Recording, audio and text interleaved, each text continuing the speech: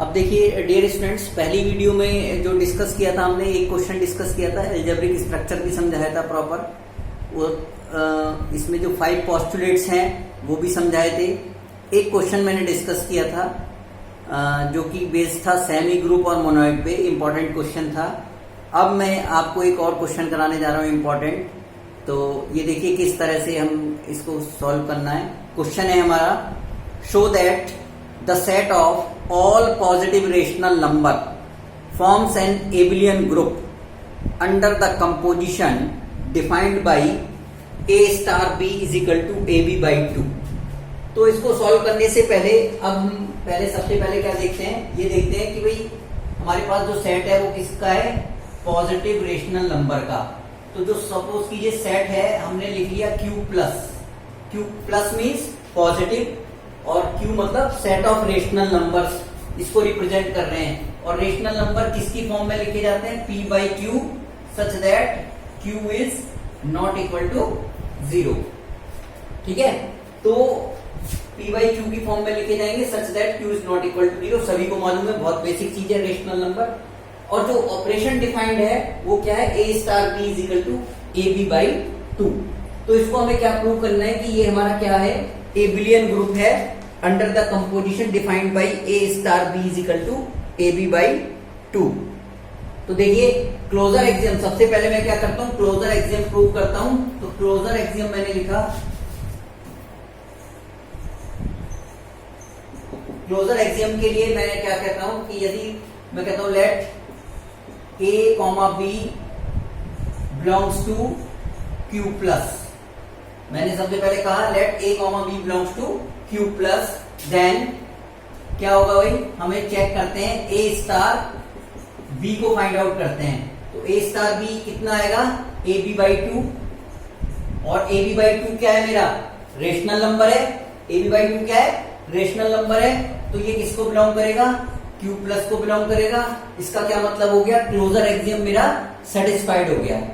इसका क्या मीनिंग है, क्लोजर एक्सियम मेरा सेटिस्फाइड हो गया। नंबर 2 आता है मेरा एसोसिएटिविटी।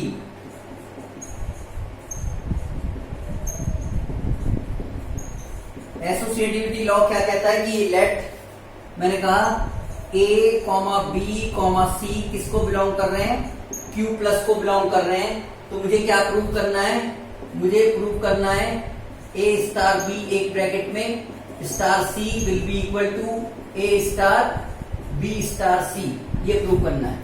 तो इसको प्रूव करने के लिए मैंने क्या किया, सबसे पहले लेफ्ट हैंड साइड लेता हूं, LHS लेफ्ट हैंड साइड ली। तो ए स्टार बी एक साथ है, तो पहले ए स्टार बी को फाइंड आउट किया। तो a star b definition apply की, a star B is, what is the definition, a star B is A B by 2। तो मेरा क्या आ गया यहाँ पे, ए बी बाई 2।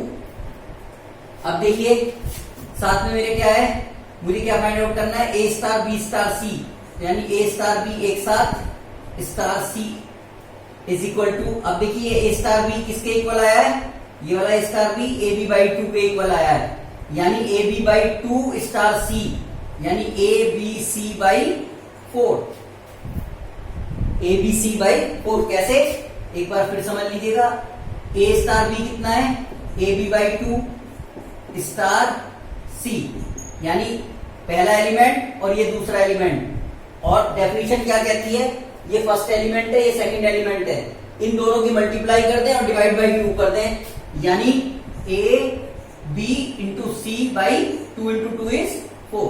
तो ये कितना आ गया, ए बी सी बाई 4। ऐसे आप क्या करेंगे, राइट हैंड साइड देखिए, राइट हैंड साइड में पहले क्या है, ए स्टार बी स्टार सी। तो देखिए a star b star c, तो a star b star c पे डेफिनेशन अप्लाई की, तो बेटा कितना आ गया, बी सी बाई 2 एज पर definition. A star B is A B by 2, तो बी स्टार सी कितना आएगा, बी सी बाई 2। और अब देखिए ये फिर से दो एलिमेंट हो गए, यानी इन दोनों का प्रोडक्ट डिवाइडेड बाई 2, यानी ये कितना आ गया, ए बी सी बाई 4। तो देखिए ये दोनों left hand side and right hand side आपस में क्या आ गई, इक्वल आ गई। Left hand side and right hand side यहाँ पे क्या हो गई, इक्वल हो गई। और जब ये इक्वल हो गई तो मेरा क्या हो गया, एसोसिएटिव लॉ प्रूव हो गया। अब मैं क्या करूंगा, number 3 is existence of identity.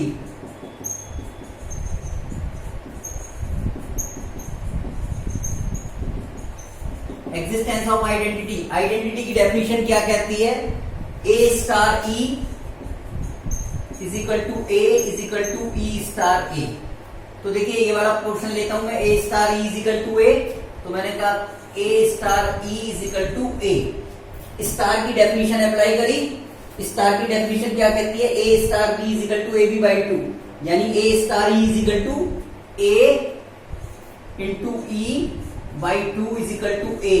It means यहां डायरेक्ट करके लिख दे रहा हूं, a e by a is equal to 2a और e is equal to 2a by 2, यानी sorry e is equal to 2a by a। तो ये कितना आ गया? 2। तो e इज इक्वल टू मेरा कितना आ गया? 2, यानी e इज इक्वल टू आ गया 2। और ये 2 किसको बिलोंग कर रहा है? q प्लस को बिलोंग कर रहा है, क्योंकि 2 को क्या लिख सकते हैं? 2 बाई 1 लिख सकते हैं। तो 2 मेरा किसको बिलोंग करेगा? q प्लस को बिलोंग करेगा, यानी e is equal to 2 is the identity element in the given set. e is equal to 2 is the identity element in the given set. अब देखिए नंबर 4 प्रॉपर्टी क्या आती है? नंबर 4 इज, देखिए मैं थोड़ा इधर लिखने की कोशिश कर रहा हूं क्योंकि बोर्ड भर गया है, अदरवाइज क्या होगा, फिर विजिबल नहीं होगा या फिर रब करना पड़ेगा। ठीक है, नंबर 4 है मेरा existence of inverse. Existence of inverse में क्या क्या डेफिनेशन कहती है हमारी कि A star B is equal to E is equal to B star A, यानी एक दूसरे के इनवर्स जब होंगे, जब हमें क्या मिल जाएगा? आइडेंटिटी एलिमेंट मिल जाएगा, यानी ए star B is equal to, मैं देखिए डेफिनेशन भी लिख रहा हूं, A star B is equal to E, यानी ए star B is equal to E means कितना है बेटा? 2, क्योंकि आइडेंटिटी एलिमेंट कितनी है? 2। अब ए स्टार बी की डेफिनेशन अप्लाई करी, A star B is A B by 2 is equal to 2। It means B is equal to 4 upon A, और 4 अपॉन ए क्या है? किसको बिलोंग कर रहा है? q प्लस को। यदि हम कहते हैं let a comma b belongs to q plus, तो b इज इक्वल टू कितना आ गया? 4 अपॉन a, जो कि किसको बिलोंग कर रहा है? q प्लस को बिलोंग करेगा, यानी a का इनवर्स क्या हो गया? 4 अपॉन a हो गया। a का इनवर्स कितना हो गया? 4 अपॉन a। और आप चाहें तो इसको वेरीफाई भी कर सकते हैं। कैसे वेरीफाई कर सकते हैं? देखिए ये एलिमेंट a है, इसका इनवर्स कितना है? 4 अपॉन a। अब इन दोनों को मैं कंपोजिशन करा देता हूं, 4 अपॉन a। तो a स्टार b, यदि सपोज कीजिए ये b है तो ये a स्टार है, तो डेफिनेशन क्या कहती है? a star b is A B by 2, यानी a into 4 upon a by 2। a से a कट गया, 2 टू जा 4, यानी 2 आ गया। और 2 क्या है? Identity element. इसका मतलब क्या है कि हमारा इनवर्स हर एक एलिमेंट का यहाँ पे क्या करेगा? एग्जिस्ट करेगा। तो यानी ये 4 एक्सियम हमारे ऐसे हैं जो कि ये शो कर रहे हैं कि जो Q प्लस है, ये वाला जो Q प्लस है, कॉमा बाइनरी ऑपरेशन क्या है यहाँ पे? स्टार, ये हमारा क्या हो गया? ग्रुप फॉर्म कर रहा है under the composition defined by this a star B is equal to a B by 2। लेकिन मुझे इस क्वेश्चन में क्या प्रूव करना है? मुझे इस क्वेश्चन में ये प्रूव करना है कि ये एबिलियन ग्रुप फॉर्म करेगा। एबिलियन ग्रुप फॉर्म करने के लिए मुझे एक प्रॉपर्टी और यूज करनी पड़ेगी, यानी एक एक्सियम और शो करना पड़ेगा, जो कि मेरा है कॉम्यूटेटिव लॉ। ठीक है, कॉम्यूटेटिव लॉ को प्रूव करने के लिए देखिए बहुत आसान है। कॉम्यूटेटिव लॉ यहां पे मैं शो कर रहा हूं 5। कॉम्यूटेटिव लॉ, कॉम्यूटेटिव लॉ क्या कहता है? ए star B is equal to B star A. Let हम कहते हैं कि a कॉमा बी किसको बिलोंग कर रहे हैं?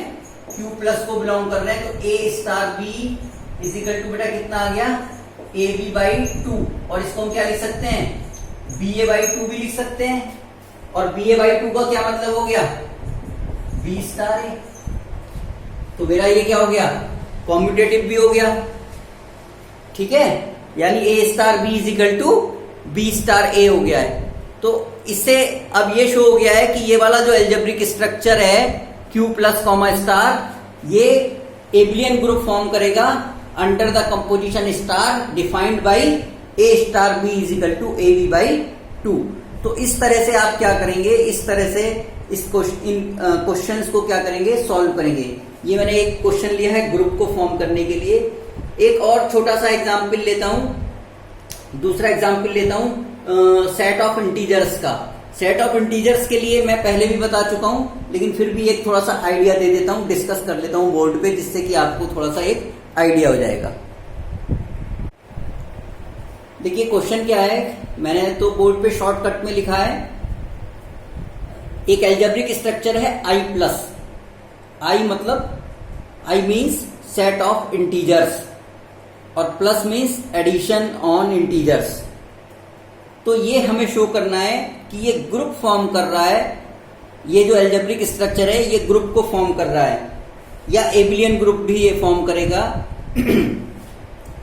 तो इसको फर्दर हमें ग्रुप प्रूव करने के लिए जो हमारे 4 पोस्टुलेट्स हैं पहले वो प्रूव करने पड़ेंगे, और कॉम्यूटेटिव या एबिलियन को प्रूव करने के लिए 5वां वाला करना पड़ेगा। तो पहले बात करते हैं कि भाई हम इसको कैसे शो करेंगे।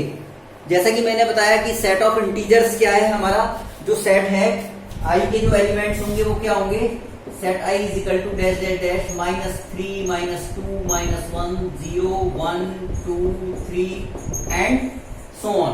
तो इस तरह से ये हमारा सेट ऑफ इंटीजर है।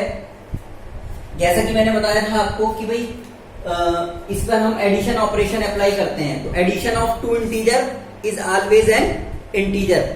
हमें ऐसे करके शो नहीं करना है let 2, 3 belongs to I, so 2 + 3 is equal to 5 belongs to I. ये हम नहीं लिखेंगे इसमें क्लोजर एक्सियम को शो करने के लिए। क्यों नहीं लिखते हैं, क्योंकि ये जस्ट एक क्या है, एग्जाम्पल है, और हमें जो चीजें प्रूव करनी है वो जनरलाइज प्रूव करनी है। तो हम जनरल एक लैंग्वेज लिखते हैं, और वो क्या होता है कि इसमें हम कह सकते हैं we know that sum of 2 integers is always an integer. Sum of 2 integer लिख देता हूं बोर्ड पे, सम ऑफ, यानी sum means addition, addition of 2 integers is also an integer। यानी we know that sum of 2 integers is also an integer। ये एक statement लिखेंगे closure axiom को प्रूव करने के लिए, और साथ में क्या कह देंगे, late a, b belongs to I, then a plus b belongs to I। ठीक है, तो इससे क्या होगा, हमारा ये क्लोजर एक्सियम क्या हो जाएगा, हमारा सेटिस्फाइड हो जाएगा। ठीक है, दूसरा एक्सियम आता है एसोसिएटिविटी। तो एसोसिएटिविटी के लिए भी हमें क्या लिखना पड़ेगा, वही जिस तरह से एसोसिएटिव लॉ हम यूज करते हैं कि भाई a प्लस बी एक ब्रैकेट में plus c is equal to a plus अब की बारी b प्लस c। ये तो लिखना ही लिखना है, ठीक है। और इसको लिखने के लिए एक लैंग्वेज और लिखते हैं इसके साथ में।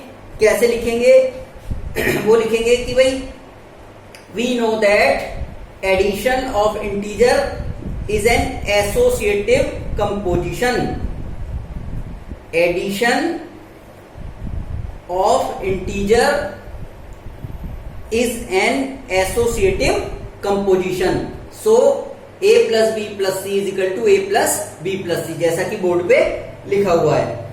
अब नंबर 3 मेन बात आती है एग्जिस्टेंस ऑफ आइडेंटिटी की। तो जब आइडेंटिटी की बात करते हैं, देखिए आइडेंटिटी की जब बात करेंगे नंबर 3 में, क्योंकि 0 किसको बिलोंग कर रहा है, 0 बिलोंग्स टू आई, एंड साथ में क्या, जो भी एलिमेंट आप लें, कोई भी एलिमेंट लें, a belongs to I, it means a plus 0 is equal to a is equal to 0 plus a। देख लीजिए, कोई भी एक ऐसा एलिमेंट ले लीजिए, a 1 लेंगे 1 प्लस 0 1 आएगा, 2 लेंगे 2 प्लस 0 आएगा तो 2 आएगा, 3 प्लस 0 लेंगे तो भी 3 आएगा, 4 प्लस 0 लेंगे तो भी 4 आएगा, -2 प्लस 0 लेंगे तो -2 आएगा, -1 प्लस 0 लेंगे तो भी -1 आएगा। तो इस तरह से कोई भी एलिमेंट का कंपोजिशन 0 के साथ आप कराएंगे तो हमें वही एलिमेंट मिलेगा। सो 0 इज द आइडेंटिटी एलिमेंट। क्योंकि ये मैंने इस तरह से बहुत डिटेल में नहीं लिखा हूं यहाँ पे मैं, क्योंकि मैं फर्स्ट वीडियो के अंदर मैंने आइडेंटिटी के बारे में आपको काफी डिटेल में समझाया है। ठीक है, जिसको कोई भी डाउट है तो फर्स्ट वीडियो दोबारा से देख ले। ठीक है, दूसरी बात क्या आती है, नंबर 4 आता है मेरा existence of inverse. Existence of inverse में यहाँ पे देखिए 1 का कंपोजिशन यदि -1 से करा दूं मैं, ये देखिए, तो 1 प्लस -1 क्या आएगा, 0। तो 1 का इनवर्स क्या हो जाएगा, -1। सिमिलरली 2 का इनवर्स क्या आएगा, -2। 3 का इनवर्स क्या होगा, -3। या हम इसको ऐसे भी कह सकते हैं -3 का इनवर्स क्या होगा, 3। -2 का इनवर्स क्या होगा, 2। -1 का इनवर्स क्या होगा, 1। तो इस तरह से हम ये कह सकते हैं। ठीक है, तो हमारा 4th एक्सियम भी हमारा क्या हो जाएगा, सेटिस्फाइड हो जाएगा यहाँ पे। तो इस तरह से हमारे चारों एक्सियम सेटिस्फाइड हो गए। तो हम कह सकते हैं I plus forms a group. और इसको एबलियन प्रूव करने के लिए हमें क्या करना पड़ेगा, जो हमारा 5th पोस्टुलेट है, कॉम्यूटेटिव लॉ। कॉम्यूटेटिव लॉ हमें प्रूव करना पड़ेगा। तो इसमें भी हम क्या कहेंगे, since addition on integer is always commutative because a plus B is equal to B plus A. आप सभी जानते हैं a plus B is equal to क्या होता है, b प्लस ए होता है। ठीक है, तो इस तरह से इस तरह के क्वेश्चंस को हम लिख करके सॉल्व कर सकते हैं। ठीक है, इसमें क्वेश्चन में बहुत ज्यादा एक्सप्लेनेशन थी, मैंने इसलिए ही आपको ये एक्सप्लेन किया है, बोर्ड पे समझाया, लिखा कम है। क्योंकि कम इसलिए लिखा है कि फर्स्ट वीडियो में बहुत सारी चीजें मैं इससे रिलेटेड डिस्कस कर चुका हूं। तो यदि किसी को कोई भी डाउट है तो फर्स्ट वीडियो देख लें, तो यहाँ ये वाला क्वेश्चन अपने आप ही ऑटोमेटिकली क्या होगा, क्लियर हो जाएगा आप लोगों को। अब नेक्स्ट चीज देखते हैं। देखिए मैंने नेक्स्ट क्वेश्चन लिखा है, show that set of natural numbers is not a group with respect to addition.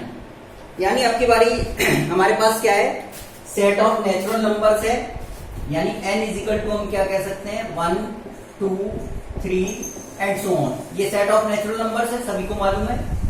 और आपकी बारी ये शो करना है कि ये ग्रुप फॉर्म नहीं कर रहा है विद रेस्पेक्ट टू एडिशन, यानी प्लस, यानी बाइनरी ऑपरेशन आपकी बारी क्या दिया है, मुझे प्लस दिया है, एडिशन। तो आप देखेंगे कि भाई ये क्लोजर तो हो ही जाएगा, एसोसिएटिव भी हो जाएगा, लेकिन इसमें आइडेंटिटी एलिमेंट एग्जिस्ट नहीं करेगी। क्योंकि कोई भी एलिमेंट 1 में आप 2 को ऐड करेंगे 3 आएगा, 1 में 3 को ऐड करेंगे 4 आ जाएगा। यानी कोई भी एलिमेंट, क्योंकि हमारे पास क्या है, since 0 does not belongs to n, क्योंकि एडिशन के लिए क्या होती है, आइडेंटिटी 0 होगी, तभी तो वो सेम एलिमेंट मिलेगा।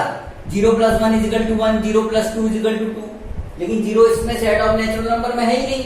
तो since 0 does not belongs to n, so there is no identity element, so it will not form a group with respect to addition। तो जो एल्जेब्रिक स्ट्रक्चर है मेरा क्या होगा, ये जो n प्लस है ये मेरा ग्रुप फॉर्म नहीं करेगा। क्यों नहीं करेगा, क्योंकि since 0 does not belongs to n, यानी इसका क्या मतलब है कि इसके अंदर आइडेंटिटी एलिमेंट एग्जिस्ट नहीं करेगी। क्योंकि हम जानते हैं कि 0 plus a is equal to a is equal to a plus 0। देख लीजिए मैं लिख देता हूं, since 0 plus a is equal to a is equal to 0 a plus 0। ये मैंने यदि लिख देता हूं तो 0 और 0 क्या है, 0 n को बिलोंग ही नहीं कर रहा है, तो इसका मतलब आइडेंटिटी एलिमेंट नहीं है। और जब आइडेंटिटी एलिमेंट नहीं होगा तो ये ग्रुप नहीं होगा।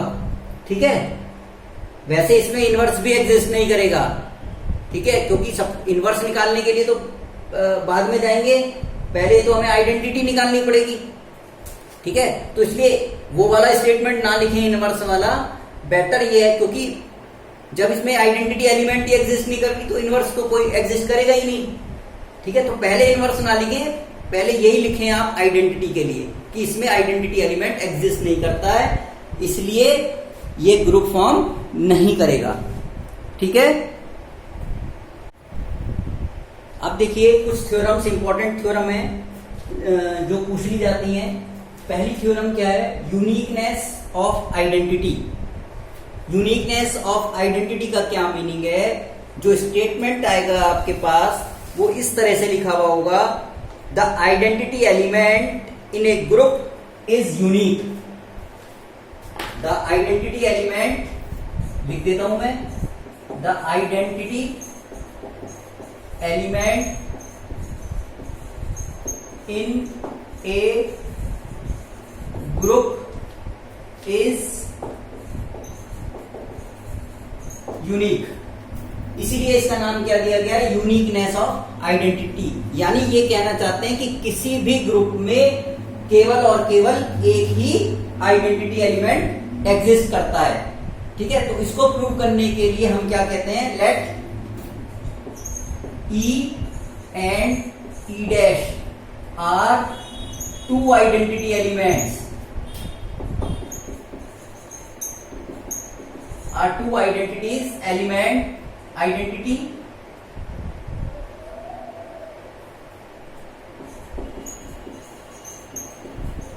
elements in a group। ठीक है।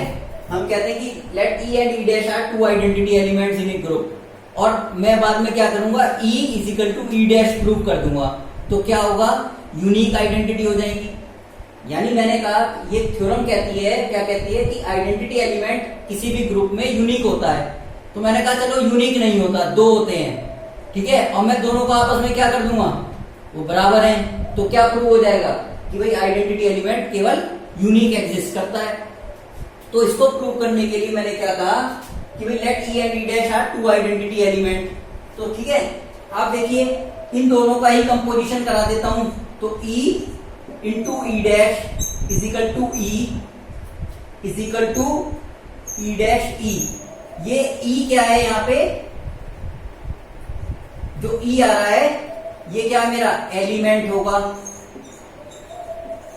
तब जब when E dash is the identity,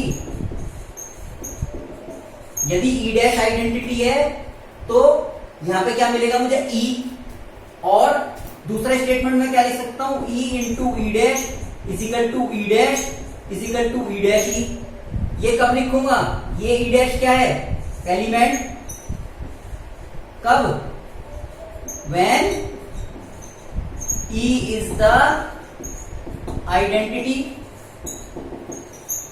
जब E आइडेंटिटी होगी तो E डैश मिल गया, और जब E डैश आइडेंटिटी है तो E मिल गया।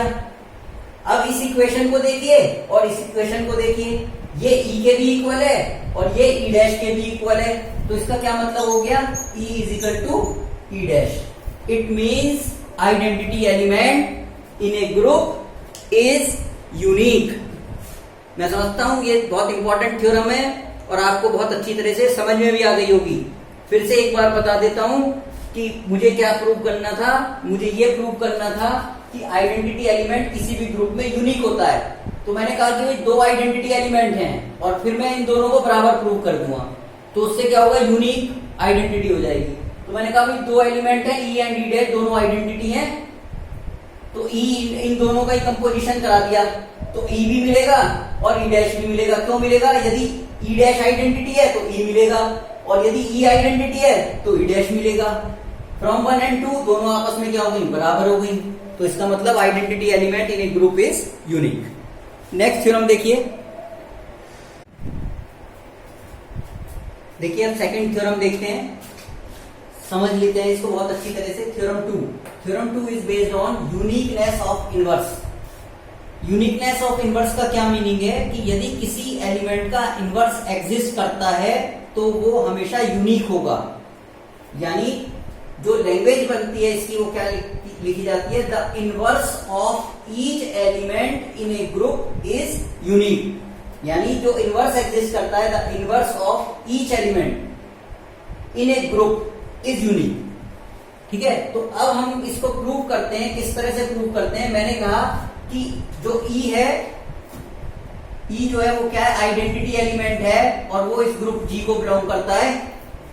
ठीक है, और मैंने कहा let A belongs to ji.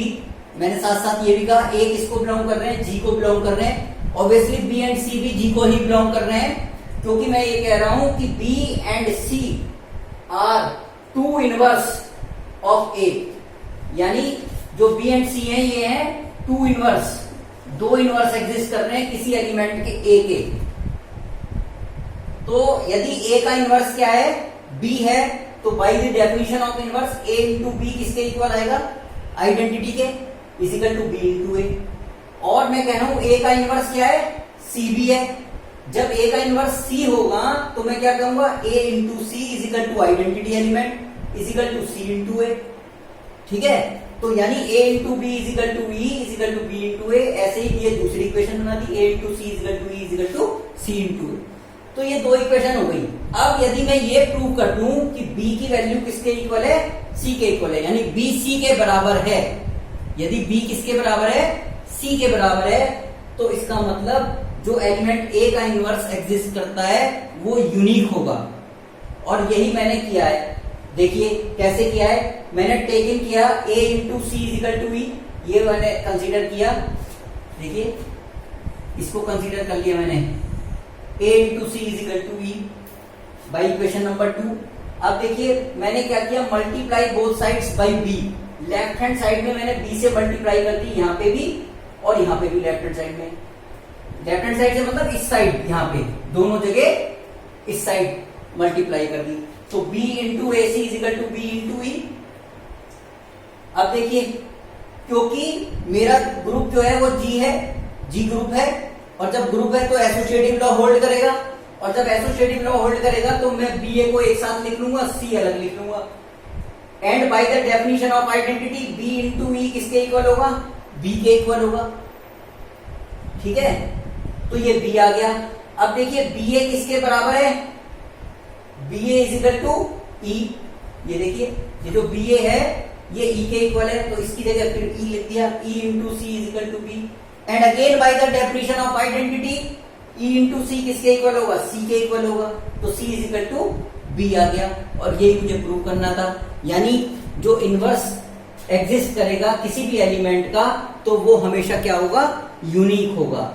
Very important theorem, कभी भी दो नंबर में पूछ ली जाती है। Uniqueness of identity, uniqueness of inverse. देखिए नेक्स्ट नंबर 3 थ्योरम है, इंपॉर्टेंट है ये भी। इसमें क्या प्रूव करना होता है? a इंटू बी का whole inverse is equal to B inverse a inverse. ठीक है, इसको प्रूव करना है। तो इसको प्रूव करने के लिए मैंने कहा कि भाई लेट, मैं क्या कहता हूं, सबसे पहले a और b जो है वो किसको बिलोंग करते हैं? g को बिलोंग करते हैं। और g क्या है? एक ग्रुप है। यदि g ग्रुप है तो a का इनवर्स क्या होगा? a इनवर्स होगा। और b का इनवर्स क्या होगा? b इनवर्स होगा। और आइडेंटिटी एलिमेंट क्या है? e है। तो क्या मैं ये कह सकता हूं कि जब a का इनवर्स a इनवर्स होगा और b का इनवर्स क्या होगा? b इनवर्स होगा, तो यानी a into A inverse is equal to E is equal to A inverse a। और जो दूसरी इक्वेशन में बनाता हूं वो क्या बनेगी? b into B inverse is equal to E is equal to B inverse b। यानी सबसे पहले मैंने कहा कि मेरे पास लेट दो एलिमेंट हैं जो किसको बिलोंग कर रहे हैं? जी को बिलोंग कर रहे हैं। जब जी ग्रुप है तो इसका इनवर्स एग्जिस्ट करेगा, इसका भी इनवर्स एग्जिस्ट करेगा, और आइडेंटिटी एलिमेंट भी होगा। सपोज कीजिए ए का इनवर्स ए इनवर्स है, बी का इनवर्स बी इनवर्स है, और आइडेंटिटी एलिमेंट ई है। तो क्या मैं ये लिख सकता हूं? A into A inverse is equal to E is equal to A inverse A, B into B inverse is equal to E is equal to B inverse B. अब मुझे क्या करना है कि ए बी का इनवर्स क्या है? बी इनवर्स ए इनवर्स। यानी ए बी का इनवर्स क्या है? बी इनवर्स ए इनवर्स। यानी इन दोनों एलिमेंट, ये जो मैंने लिखा है A B into B inverse A inverse, ठीक है, यदि मैं इसको आइडेंटिटी एलिमेंट के इक्वल प्रूव कर देता हूं, यदि मैं इसको क्या करता हूं, आइडेंटिटी एलिमेंट के इक्वल मैं इसको क्या करता हूं, प्रूव कर देता हूं, तो मेरा क्या बन जाएगा, ए बी का inverse is equal to B inverse A inverse हो जाएगा। तो देखिए जब ये ग्रुप जी है तो इसमें क्या होगा, कंपोजिशन एसोसिएटिव होगा, और जब कंपोजिशन एसोसिएटिव होगा तो मैं क्या कर सकता हूं, इस ए बी को मैंने लिखा यहां पे ए बी एक साथ, ये बी इनवर्स ऐसे, और इसको एक ब्रैकेट में किया और इसको मैंने कर दिया ए इनवर्स। ठीक है, तो अब ये क्या होगा, अब आप देखें कि A B into B inverse A inverse, क्यों लिख सकते हैं इसे ऐसे, क्योंकि association is because composition is associative, क्योंकि जो ग्रुप जी है तो उसमें एसोसिएटिव लॉ होल्ड करेगा। अब देखिए इज इक्वल टू, अब आप देखिए जब कंपोजिशन एसोसिएटिव है तो इसको ऐसे भी लिख सकते हैं ए बी बी इनवर्स, क्योंकि कंपोजिशन एसोसिएटिव है। ठीक है, इज इक्वल टू, अब देखिए आप बी इंटू बी इनवर्स किसके इक्वल है, B into B inverse is equal to E, तो बेटा यहां पे क्या आ गया, ए इंटू ई, और ये ए इनवर्स बाहर है। अब देखिए जब ये ए क्यों लिखा है यहाँ पे ई, क्योंकि b into B inverse is equal to E, by the definition of identity a into E is equal to A, by the definition of identity a into E is equal to A, और बाद में बचा हुआ क्या है, into A inverse, और आपको पता है कि a इंटू ए इनवर्स इसके इक्वल है, a into A inverse is equal to E, तो इज इक्वल टू ये क्या आ गया e। तो ये तो हमने प्रूव कर दिया कि A B into B inverse A inverse is equal to E. अब इसका रिवर्स साइड प्रूव करना है। रिवर्स साइड प्रूव करने के लिए अब की बारी मैंने क्या किया, देखिए रिवर्स साइड प्रूव करने के लिए ये बी इनवर्स ए इनवर्स इधर लिख लिया, B inverse A inverse into A B, अब की बारी ये ले लिया। अब क्या इसको भी मैं किसके बराबर लिख दूंगा, यदि मैं प्रूव कर देता हूं ई के, तो मेरा ये क्या प्रूव हो जाएगा। अब देखिए इजिकल टू, क्योंकि कंपोजिशन क्या है मेरा, एसोसिएटिव है, तो बी इनवर्स आप देख रहे हैं ए इनवर्स ए है, इनको कंबाइन करना है मुझे, तो मैंने क्या किया, बी इनवर्स बाहर लिख करके ए इनवर्स ए बी ऐसे लिख लिया, क्योंकि कंपोजिशन क्या है, associative, is equal to further B inverse, क्योंकि कंपोजिशन एसोसिएटिव है, तो अब की बारी इन दोनों पे ब्रैकेट लगा दिया, तो ये आ गया इजिकल टू फिर बी इनवर्स। अब देखिए ए इनवर्स ए किसके बराबर है, ए इनवर्स ए ई के बराबर है, तो यहां पे लिख दिया E B is equal to B inverse. अब आप जानते हैं कोई भी एलिमेंट है उसमें आइडेंटिटी की मल्टीप्लाई हो रही है, तो वो एलिमेंट इटसेल्फ मिलेगा, E B is equal to B by the definition of identity. और बी इनवर्स बी किसके इक्वल है, B inverse B is equal to E, तो ये भी है। तो अब आप देखें आपने क्या प्रूव कर दिया, आपने ये प्रूव किया A B into B inverse A inverse is equal to E is equal to B inverse A inverse A B, which shows that, क्या शो करेगा, ए बी का whole inverse is equal to B inverse A inverse, A B whole inverse is equal to B inverse A inverse. ये theorem statement की form में भी पूछी जा सकती है। वो स्टेटमेंट क्या है वो मैं आपको बता देता हूं।